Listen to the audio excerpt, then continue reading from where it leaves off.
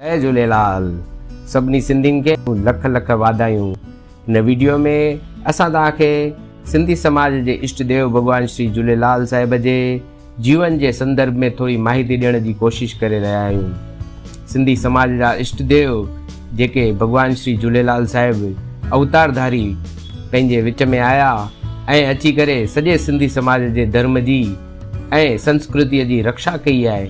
तव्हां सभिनी खे ख़्यालु हूंदो त अॼु खां 1075 साल अॻु जॾहिं पंहिंजो जेको सिंध प्रदेश आहे जेको तंहिं वक़्त जे अखंड भारत जे हिकु राज्य तरीक़े हिकु प्रदेश तरीक़े लिखियो वेंदो हो, अहिड़े सिंध प्रदेश में संवत 1007 में उते जेके सिंधी माण्हू पंहिंजा रहंदा हुआ, पाण सभु जेके उते स्थाई थियल हुआसीं, रहंदड़ हुआसीं, उन्हनि सभिनी जे मथां उन टाइम ते जेको सिंध प्रदेश जो बादशाह हो, उन बादशाह मिर्ग शाह पंहिंजे धर्म में अचण लाइ पाण सभिनी सिंधियुनि खे, हिंदू सिंधियुनि खे ख़ासि करे ॾाढो हैरान परेशान करे रखियो हो ऐं ईअं फरमान जारी कयो हो त तव्हां सभई या त देश छॾे असां वटां निकिरी वञो या वरी उन्हनि जे धर्म जो, बादशाह जे धर्म जो अख़्तियार करे पंहिंजो धर्म परिवर्तन करण लाइ पाण तयारु थियूं।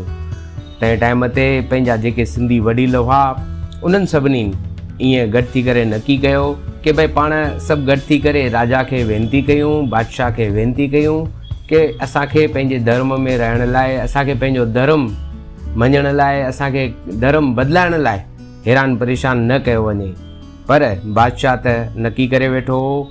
बादशाह ईअं सम्झी वेठो हो कि सभिनी खे हिकु ई धर्म में जे रखंदासीं त सुठे नमूने सिंध प्रदेश जो कारोबार, सिंध प्रदेश जी वाॻियूं सुठे नमूने हलाए सघंदासीं। सभिनी सिंधी हिंदुनि गॾु थी करे पंहिंजे मुखीअ साण वञी बादशाह जे महल में वञी मुलाक़ात कई ऐं बादशाह खे वेनती कई कि तव्हां जेके चई रहिया आहियो भई सभई धर्म अख़्तियार कयो, त उहो उन खां अॻु असांखे 3 ॾींहं टाइम ॾिनो वञे, असां पाण में सलाह सूचना करे ऐं पोइ तव्हांजे हिन आज्ञा जो पालन करण लाइ वीचार कंदासीं।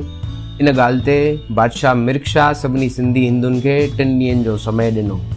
3 ॾींहंनि जे वक़्त दरमियान मुखी साहिब सभिनी सिंधियुनि जो मेलो लॻायो ऐं उते गॾु थी करे निर्णय वठण जो वीचार कयो।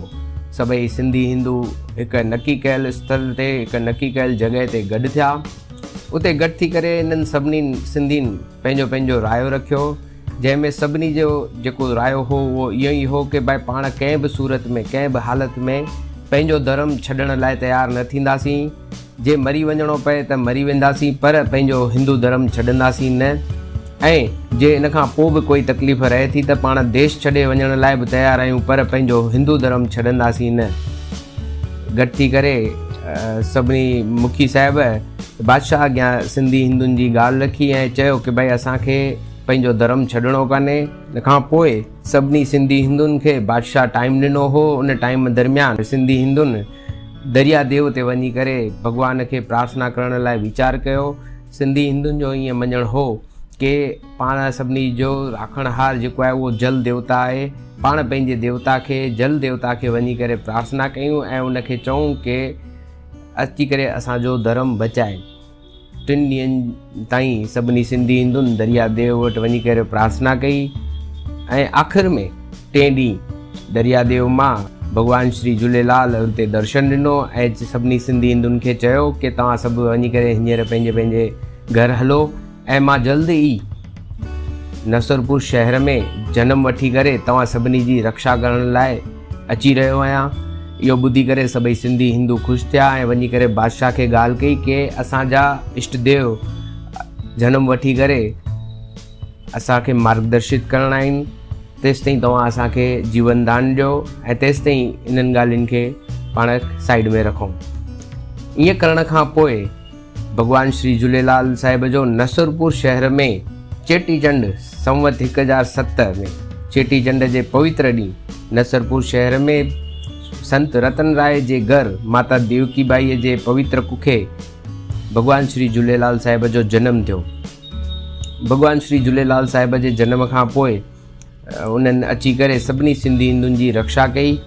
जेको 40 विर्त पाण मल्हाईंदा आहियूं उन जे पुठियां हिकिड़ो ख़ासि महिमा पाण मञियो वियो आहे, जेको पंहिंजा धार्मिक किताब आहिनि उन्हनि सभिनी में ईअं ॼाणायो वियो आहे त 40 ॾींहं जेको पाण चालीहो विर्त रखंदा आहियूं उहे 40 ई ॾींहं भॻवान श्री झूलेलाल साहिब जो बादशाह मिर्गशाह सां युद्ध हलियो ऐं युद्ध में बादशाह मिर्गशाह सां जेको युद्ध थी रहियो आहे उन युद्ध में भॻवान जी जीत थिए ऐं सभिनी हिंदुनि जे धर्म जी रक्षा थी सघे ऐं शांतीअ जी स्थापना थी सघे। इन करे भॻवान जी जीत जे लाइ सिंधी हिंदुनि 40 ॾींहं एकटाणा करे चालीहो विर्त रखियो ऐं आख़िर में 40 ॾींहं भॻवान श्री झूलेलाल साहिब जो युद्ध में विजय थियो ऐं भॻवान श्री झूलेलाल साहिब मिर्गशाह खे हाराए करे ऐं उनखे सम्झायो कि हाणे जेको अॻियां वारो वक़्तु आहे उन वक़्त में सिंधी हिंदुनि खे धर्म बदिलाइण लाइ कोई हैरान न कयो वञे। बादशाह मिर्गशाह बि पंहिंजे हार खां पोइ जीवन दान घुरियो ऐं जीवन दान भॻवान श्री झूलेलाल साहिब मिर्गशाह खे जीवन दान त ॾिनो पर चयईं कि अॻिते अहिड़ी ॻाल्हि न थिए, उनजो ख़ासि ध्यानु रखण में अचे ऐं सभिनी धर्म जे मञण वारनि खे गॾु थी करे शांतीअ सां रहण लाइ बादशाह प्रेरित करे। ईअं 40 विर्त जो बि ॾाढो महिमा आहे ऐं भॻवान जो युद्ध में विजय थियो। इन करे पाण ख़ासि करे 40 विर्त मल्हाईंदा आहियूं। अॼु 1075 साल थिया आहिनि पंहिंजा भॻवान श्री झूलेलाल साहिब जंहिं सिंधी समाज जे धर्म जी ऐं शांतीअ जी स्थापना कई आहे, अहिड़े इष्ट देवता श्री झूलेलाल साहिब खे वरी वरी नमन। आयो लाल सभई चओ झूलेलाल।